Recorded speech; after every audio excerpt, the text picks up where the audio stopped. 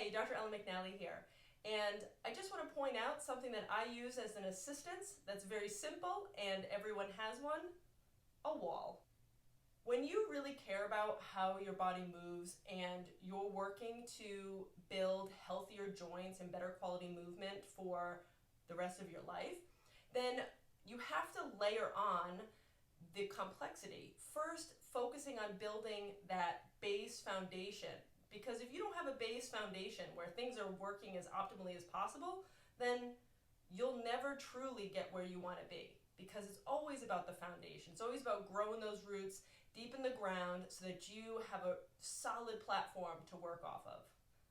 Using the wall actually helps you to either maintain a neutral curvature throughout your spine, or it'll help assist you to develop better neutral curve, especially if people are really tight and restricted this forward position. So the wall is just a great tool to help us either stabilize our neutral spine or help us even further develop that neutral spine with good stabilization.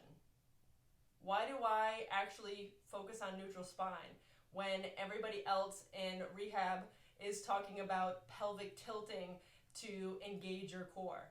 Well, that's because people that come to see me, and maybe this is just the people that only come to see me and not everybody else, I'm not sure, but they're already pelvic tilting as a compensation and they're doing it too much. And they're pelvic tilting, activating their obliques first, not necessarily activating their transverse abdominis, and then overusing those hip flexors. So I feel that if first thing we want to do is get you just moving about the world in a better way, that's with a neutral spine. People don't walk around with a pelvic tilt. So first we need to help you learn to actually stabilize your spine in neutral. And you need to understand what that feels like. So first you got to understand what it feels like. Then you can tap into it, and then you can start to strengthen it and layer on that complexity. So the wall is a great assistance because you don't have to think about it so much. And we can use it in many different ways to assist our work. So let's get to it.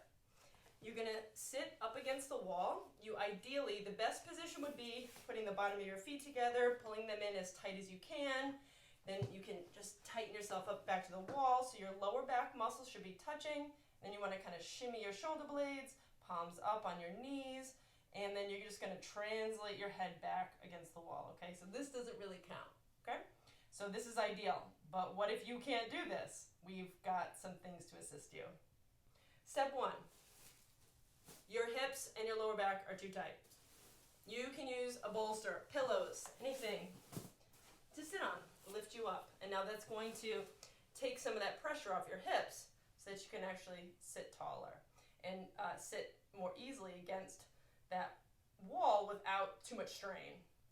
Step two would be to use blocks or rolled up bath towels to place them underneath your thighs. So this is a great stretch if you can tolerate it, but some people it's too straining or it's irritating in the hip joints, so you're just going to use the blocks, and you can use them at different levels to just take that pressure off the hips. Whatever you need to do so that you can sit comfortably against the wall so we can really effectively activate your core system, particularly around your spine and shoulder girdle.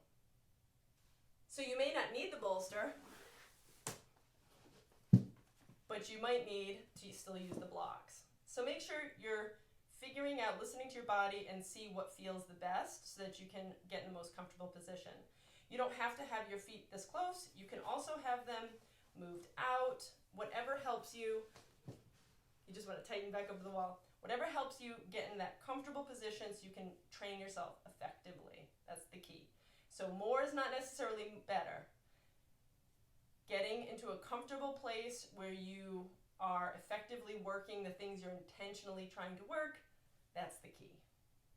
So you're sitting against the wall, hips are comfortable, lower back's touching, you've got those shoulder blades don't touch, and actually you can't actually get your head back to the wall. What are you going to do?